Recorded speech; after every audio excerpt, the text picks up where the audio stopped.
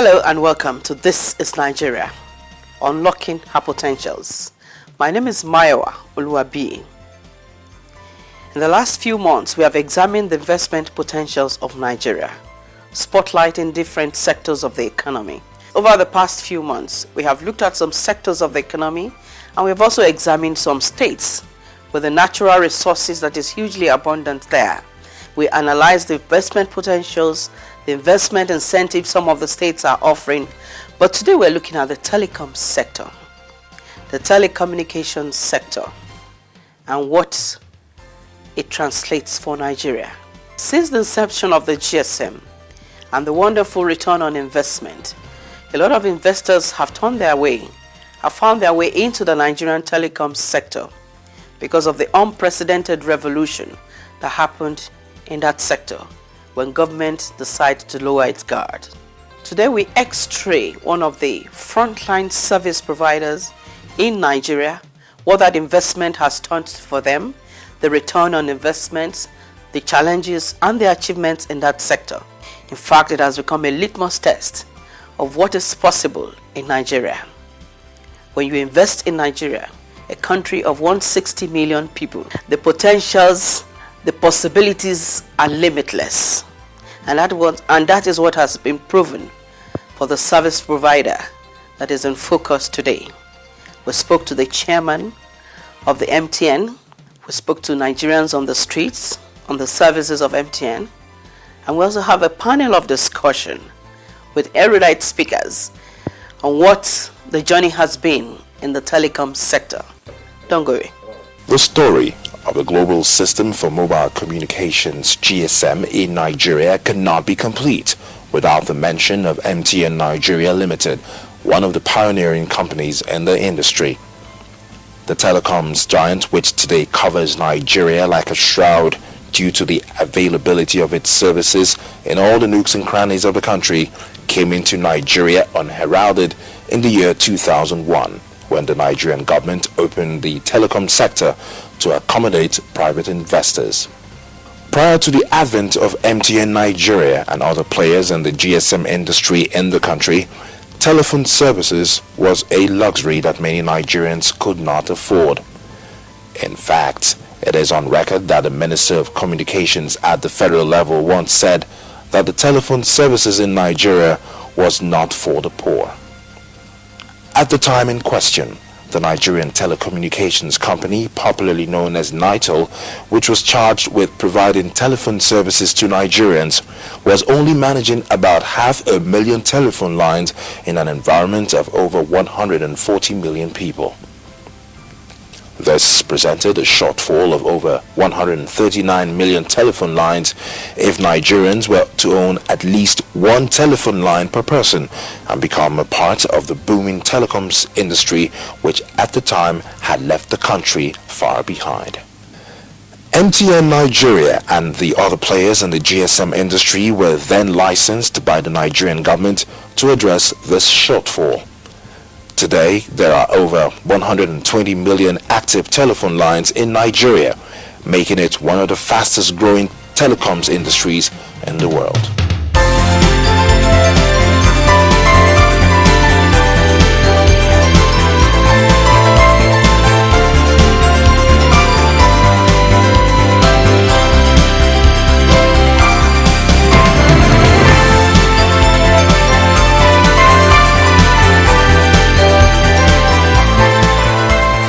Leading the pack in this telecoms revolution in Nigeria is MTN Nigeria Limited, as it commands the largest share of subscribers in the Nigerian telecoms industry at over 50% of the market share. This is Nigeria recently had an encounter with the chairman board of directors of MTN Nigeria Limited, Mr. Pascal Dozier, and sought to find out from him what the return on investments has been if MTN Nigeria commands such a large share of the market. It turned out, nicely. I don't have I haven't calculated the returns in terms of arithmetic.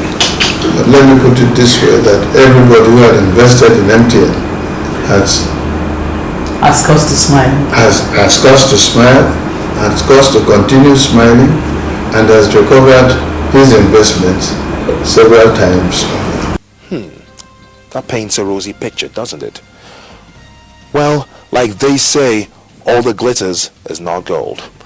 To understand the success of MTN Nigeria Limited today, we need to cast our minds back to the days of poor telephone services, queues at telephone points, telephone booths that didn't function, exorbitant telephone bills, cards that failed, and sometimes the outright unavailability of telephone services in the whole community, which required Nigerians to travel miles just to make a phone call. Now, how easy or how difficult was it to take the decision to invest in a sector which had supposedly failed and held no prospects for a return on investment? Once again, Mr. Pascal Dozier, Chairman, MTN Nigeria, is our guide. We had NITO, and then we had other small fringe players. And then when the Nigerian government opened the space and invited people to come and invest in Nigeria, in mobile telephony, for that matter. And apart from the first experience, what people call not experience, the monologue experiment, which didn't go anywhere for that matter. Not many people knew what mobile telephony was. And so when people like me were approached by MTN to partner with them and on this venture, and then also other Nigerians who were interested, it wasn't an easy decision to make. It wasn't. And secondly, it wasn't even easy to find people who were interested to join the venture. I mean, when they came, for instance, they said, okay, they want a real partnership.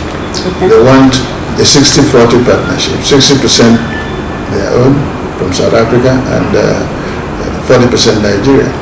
But you'll be surprised, we couldn't raise up to 25%. And this is one of the things I laugh at when people say, oh, the South Africans are screaming, the whole place, and Nigerians weren't given the opportunity. It wasn't so, because people who were asked to invest, to join us in the venture, they said, look at what is happening with NITO. You are now talking about telephone, and this one is mobile. How can it work? So the picture was not looking good. Even myself, I remember.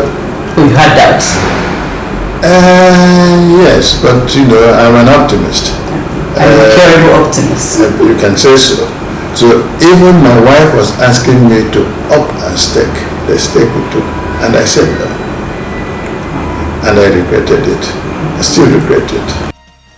Has it been smooth sailing like most people think? What have the challenges been in transforming a supposedly moribund telecoms industry into the success story of today? Challenges are many and various. There was no backbone to begin with.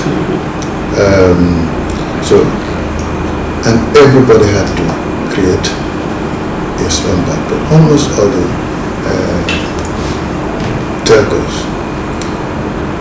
The conditions of the license made it impossible for the telcos to cooperate.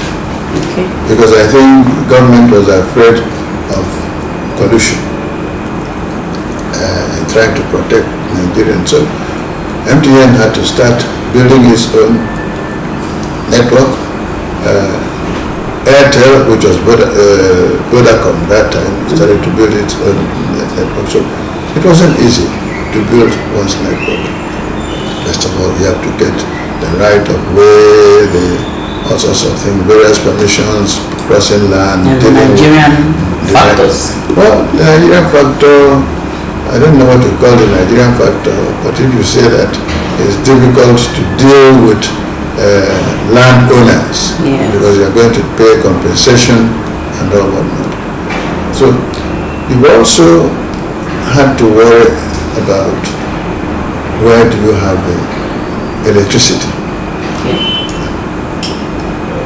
As we speak,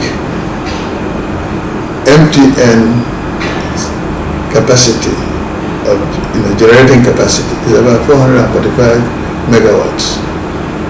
That's what we generate. And most of the plants, generating plants, you have the big ones, it was 80, 140, 150, and we are applauding. But MTN is just a small company.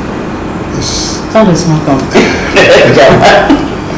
It's a small company relative to the nation. Okay, that's okay. So we're generating that amount. So there were infrastructural difficulties. Let me put it, in generic terms, infrastructural difficulties. And then up till tomorrow, we have to struggle with the various state governments, because MTN is perceived as a relatively successful company. The name evokes a lot of demands. If you go, all sorts of trumped up taxes here and there. At the state level? At the state level. And then you find that sometimes they seal off our facilities until you pay whatever they are demanding. We've been going to court trying to at least protect our rights. Okay. But it's not only against MTN, it also, all the telcos are also having the same problem. But then we suffer more because we are bigger than all of them. With leadership comes responsibility. This Is Nigeria, therefore, took the liberty to ask Mr. Dozie how MTN Nigeria intends to maintain its leadership of the Nigerian telecoms industry. As chairman of the board, where does he expect MTN Nigeria to be in the next 5 years? MTN in the next 5 years is going to be a composite. We are going to be a company, still a telco company, but maintaining our lead in the voice business, and then making sure that we maintain the lead in data. The chairman has spoken, and that is a clear and present message to the competition that MTN Nigeria is not ready to let go its leadership of the telecoms industry in the country. From This Is Nigeria, we say, keep up the good work.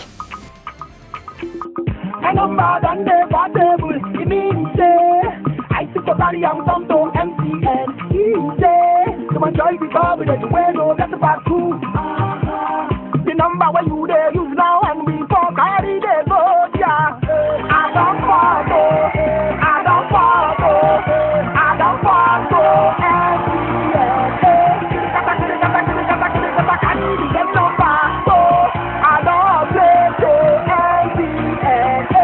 You too can switch to MTN and still retain your number from other networks.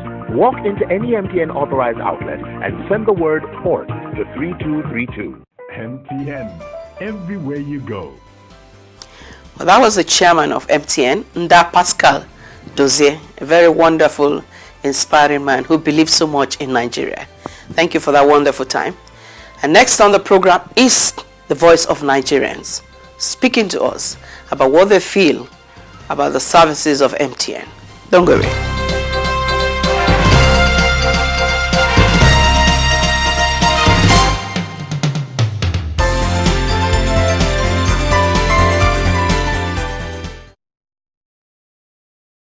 For me, MTN is cool, and they are doing very, very well in browsing, call making, and all that. Their charges comparison for browsing is cheap and it's okay. You know, sometimes they give you free data, and sometimes they give you some days free for browsing. Now, I wanted to say MTN, they are very good to the masses and to the nationwide, because in terms of calling friends, business and others, they are giving us very contact services. MTN, they charge me low charging and the network is good, and sometimes anywhere I go to I get the service very well. MTN covers more. This data wise, it's too efficient. Well, I prefer MTN because to be very honest, their tariff. I've been using MTN since year 2010, and MTN has been good.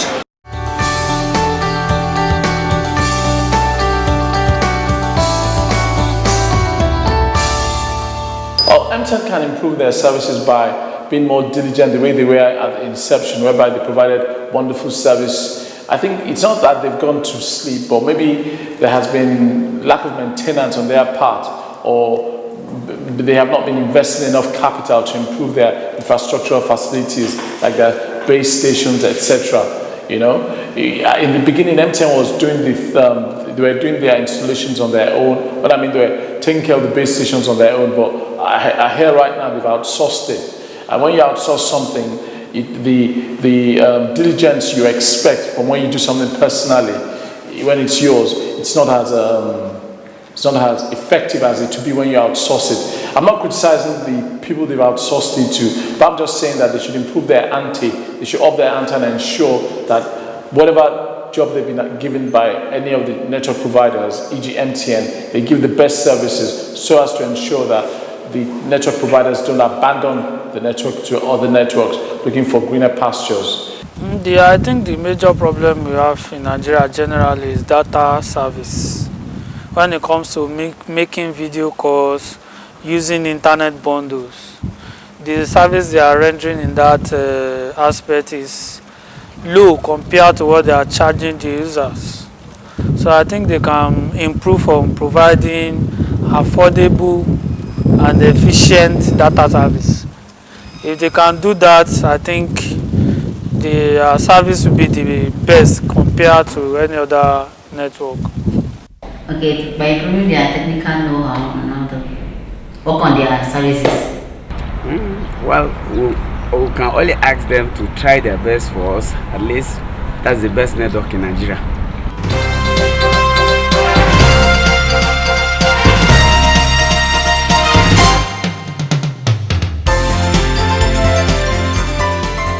Also, to discuss further on the revolution in the telecom sector, with me in the studio today is an investment promotion expert and an ICT expert.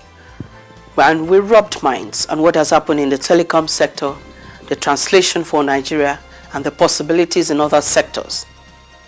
Please don't go away. Stay with us.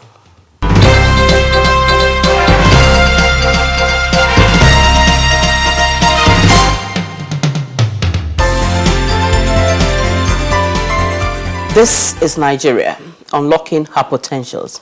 It's a program where we discuss possibilities and the potentials of the Nigerian investment climate.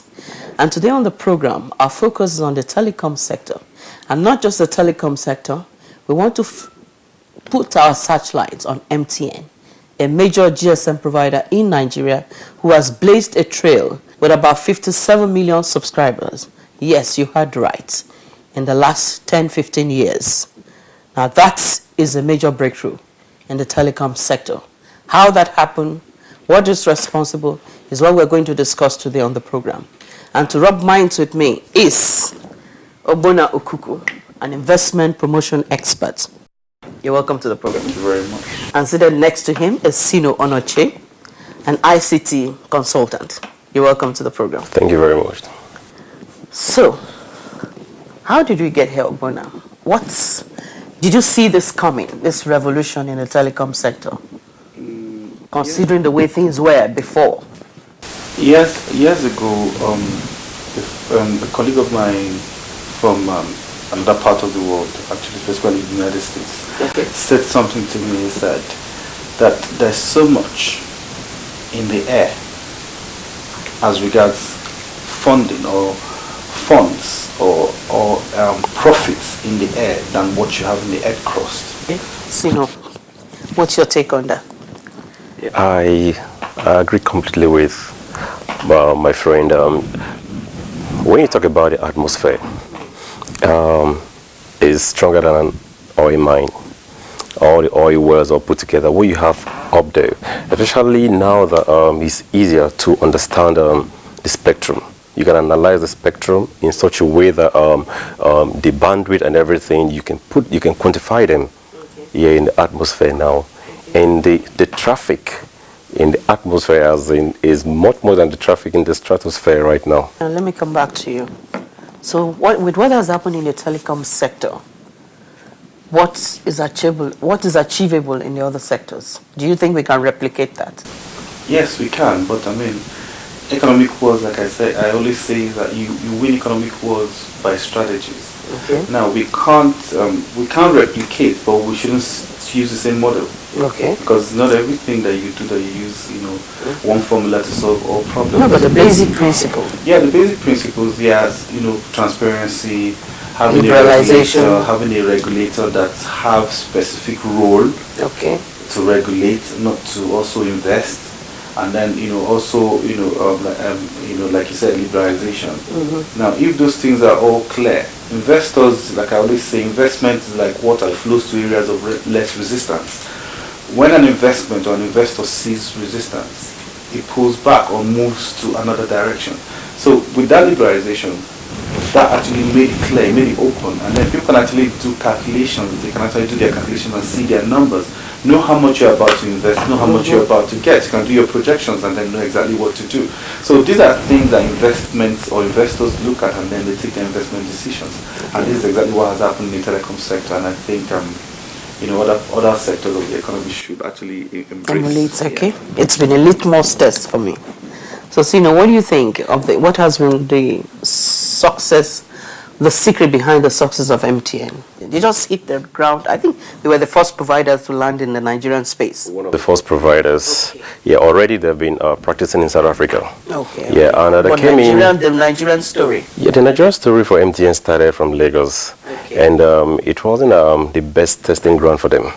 Because while they were in Lagos then, I think that was in 2001, iConnect was in Abuja. So the new equipment they brought started with Abuja, the northern part. Okay. So Abuja reception became kind of like good, much better than what Lagos was having. Okay. Then eventually they were able to put Lagos reception in place. And I can have an understanding that their objective and their focus, one, is to expand their POP, that's their point of presence. Okay. Yet part of the objective is that even when you're traveling along the road and your car breaks down, you should be able to get an MTN reception to get across to wherever, whatever, your mechanic, wherever. And that drive has given them the strength to increase so much on their site base, as in their point of presence. And with site of presence, it means that you can do business. And in telecommunication, there's what we call co-channeling. Co-channeling is when you put a point of presence that is supposed to cover, let's say, a radius of, let's say, like about 10 kilometers. You put another point of presence again that is going to like cut in between it in the areas that they are covering. So what's achievable in the next 5 years? We should be looking at 100 because right now MTN is having total customer base is close to about 210 million. Whole of Africa. MTN is present in about 22 countries. Okay. Yeah, and the way and manner to which they have gone into this 3G as in data services, already in Nigeria right now, they're pulling about 7.1 million. And if from their kind of like calculation and statistics, say every Nigerian consumes about 41 megabytes every month, then when you multiply that by the already number that they have, it's a lot of income. And 3G has grown so strong here because of the usability and the gadgets that have supported it. Finally, there are some countries like Kenya that is already struggling on 4G, but they can't achieve the kind of telecommunication base that Nigeria have established. With our population? Yes, with our population, yes. and it has made other network providers to leave those terrain and still come to this place where they even know that the competition is 10, especially Nigeria is investment destination of okay. So, on the final note, what would you advise MTN to do better? What's your advice? What do you see that they can put right? So far they've done creditably well, and we expect to drop calls that not just only MTN or have that problem. Yes, all the providers have the problem. Yes, when MTN was slammed, further network providers were slammed too. Okay. Yes, so for like 1 whole month, none of them sold their SIM cards. Yet to a very good extent, it affected a lot of things. But even post that period, they've grown. In fact, they've had tremendous improvement, success already. Yes, if they could work a lot on their drop calls, and secondly, MTN should understand they have a lot of community services roles to play. They're already playing. They are playing, but they still have more to play.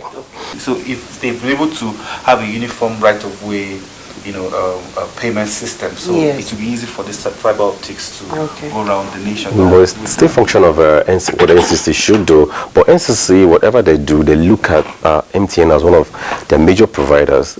Gentlemen, it's been a wonderful time. Thank you for coming. Oguna Okuku. Sino Onoche. A pleasure. Thank you for coming on This Is Nigeria.